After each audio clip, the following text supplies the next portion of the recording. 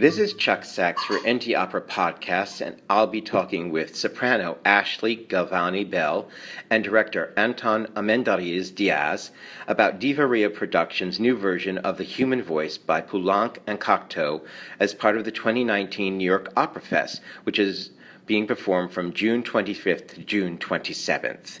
There'll be a ticket link attached with this interview that you can find. So, hello. How are you both?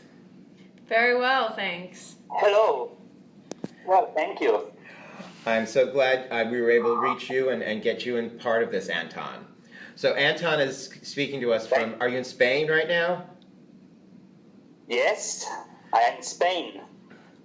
So my first question is, where or how or who did this concept for your version of The Human Voice come from? Well, I watched The Human Voice several years ago in a liceo in Barcelona, and I was astonished because it was a very powerful opera, only a soprano singing. The music was amazing, completely linking the music with the emotions of the character of Elle. So I thought, we say in Spain, it was like a suite, un dulce, a suite for a director to direct that opera. Yes. And then I first, after watching the opera, I got the libretto, just to read the libretto, just to know more about Cocteau and Poulenc. So I discovered, or I made up this idea that the opera took me to a way, but the libretto, without the music, told me different things. Yes. So it is thought that the soprano, or Elle, let's say Elle, yes, at the end must die, and the music makes me think that, yes, that she dies. But for me, the libretto is more open to that idea. So then I thought, well, why we should make her die? I mean, maybe she doesn't need to die. So let's explore this other way of taking the energy of life, although she's completely depressed. But let's study this other way of being, of human being. So, well, the process was, okay, I like the idea, but I cannot do the human voice twice, the same performance twice, one after the other, because it's the same story and, it's boring at least. 2 hours, same. Yes, I find the story kind of problematic. So then this idea of mixing both play and the opera could work, and that's how everything began. Okay, and then how about bringing in the male opposite? I mean, the actor doesn't speak at all. Are they just a No, the actor does speak. What he was saying is we actually combine Cocteau's play with the opera, and the actor is doing the play, and I'm singing the opera, so we're basically the same person.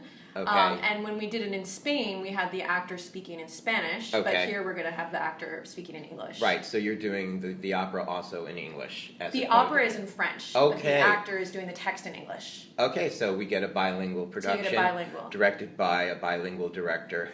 Yes. That's really great. What do you both hope that your audience will understand from this production about this piece?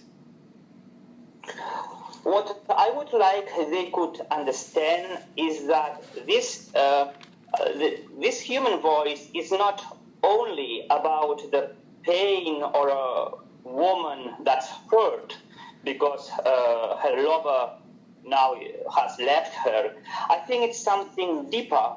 I mean, what I would like the audiences could understand is that this love and love emotions, all kinds of emotions, are for everybody else. I mean, all of us are involved in this kind of emotions. Mm-hmm. So it's not only, oh, she's a woman, he's a man. No.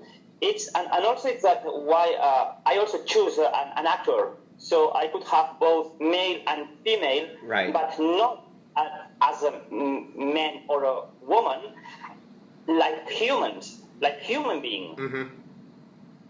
So this is what I would like the audience could understand, is that love or hate or happiness, any kind of emotions are universal. Are all of us are humans, and all of us have the same. And how was the production received by Spanish audiences? Well, it was excellent.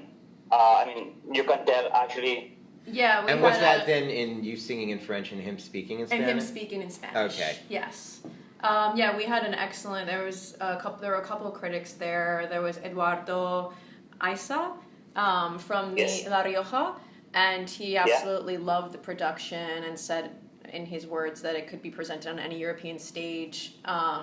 And he really liked the creativity of having the two characters and the different counterparts interacting with each other. And so you felt the audiences came away with a heightened understanding of what the story should be about? Yes? I think, can you hear me? Okay. Sometimes the yes. Okay. I think the audience won't have any problem, because before the show, the opera and play, we have a text that more or less explains what is happening in a very dramatic and theatrical way. And then, as well, the actor is speaking in English, but you know what? I think actually she's a great actress, and also a great actor. So of course, in this opera, we need to understand the words, because it's not like Donizetti or Verdi that the music involves everything. This is a real conversation, and we need to understand the words because of that. But the emotion, to understand the emotions, you don't need words. You just need the emotions. Mm-hmm. They can do it very, very well. So here in Spain, when we did the premiere, people were astonished about the Soprano, because many people told me, I couldn't understand the words. I understand later the words when the actor was acting the text, but I knew that she was in that state of whatever it was, the moment of the emotional state. The emotional state. They were getting the emotional state. Yeah. So yes, and because of that, I'm completely sure the audience will understand the plot. Great. And I'll add also that what will be unique about this version here in New York is that we're actually going to present it, as opposed to in a theater, in a loft. So the audience is meant to be in Elle's apartment, and there will be, as Antón said, text prior to the show beginning that will let you understand more about what's going on. And I feel like it will be very immersive for the audience to be so close to her and part of her life. Mm-hmm. And go. Whoa. We meet in Rome. Rome? Yes. Doing what? We both were actually part of Renato Scotto's academy at the Accademia Santa Cecilia. Wow.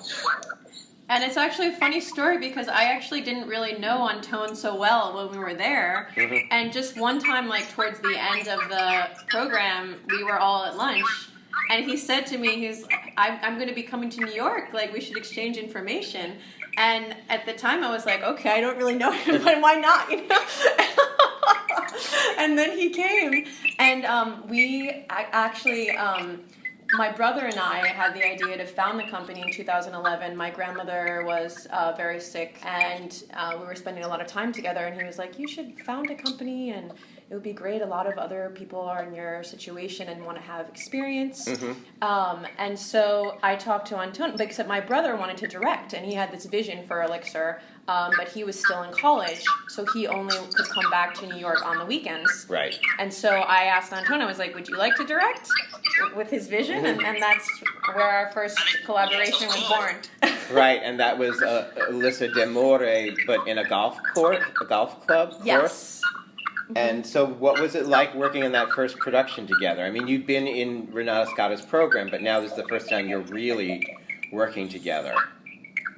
It was very fun. It was really, really fun because I knew Elixir of Love because I'm a singer too. So I had sung Elixir, and I was beginning to direct because I have my company here, and through these times I was beginning to direct some zarzuelas. I had never directed an opera at all, but I had directed some zarzuelas and some staging recitals and concerts. So that was really a challenge, all right? Because I remember my first day directing all that people. We had 2 casts, so I had to direct 2 casts. And I remember it was great. I mean, the experience was so lovely. I remember finishing my first day. I went home, and I was home alone. I had no music, no TV, nothing. I only needed to rest of music. That was my first day with directing Elixir. It was so fun. There were many anecdotes. Yes. Stories, many stories. I would do it again. Now, that was 2011. Then there was 3 years until 2014 when you started working. You went to do another production again. Yes. Well, I actually went over to Spain and did some zarzuela productions in his company. That's what I had a feeling. Yeah. So you were actually working just not in America. Yes. And that's fine. So I went over there the first time in 2011. Antón actually, his soprano canceled 2 weeks before, and he was like, would you like to come and sing zarzuela in this production? I was like, I've never sung zarzuela before, but if you can help me with the pronunciation, why not? I'll come.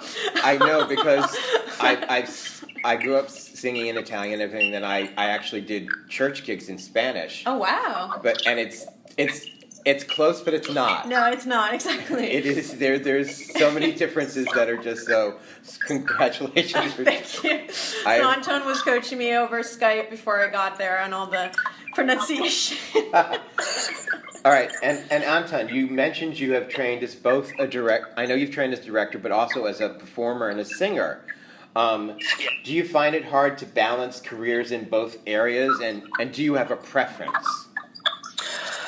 It's hard, yes. It's hard because when I'm directing and singing, if I'm directing, I cannot sing. Nobody's going to direct me. Right. So then it's difficult. Well, when I do that, I do it. I don't do it very often, and I do it only when I'm very sure, when I know very, very well the character. If I have some for the character, for another director, or something like that, then I can say, okay, I can do it. If not, no, it's really, really hard. I had to do it last year here in Logroño, in the Conservatoire. They asked me to sing Tebaldo and to direct the opera. And as Tebaldo is not a very long character, he just has one aria, okay, and one duet. I said, okay, maybe I can do it. But oh my God, it was crazy. I do understand, because I have done it. I've directed, music directed, and choreographed and performed in productions. Oh my gosh. And after 2 of those, I said, no. No more. No more. Right. You need that ability to have. Okay, but not now. Right. So now, Ashley, you balance your singing career with also producing for Divaria, and do you produce other places as well? No, we do about 1 or 2 productions a year, and that's basically only the producing I do other than performing. It still takes a lot of time. It does take a lot of time, indeed. So primary, your focus is more on your singing career. My focus is more on my singing career, yes. Although when you're producing, you're usually producing something you're singing in. Yes, I have sung in most of the productions that we've done. Well, I'm going to close with 2 other questions. So, what do each of you feel is your recent greatest accomplishment? Antón?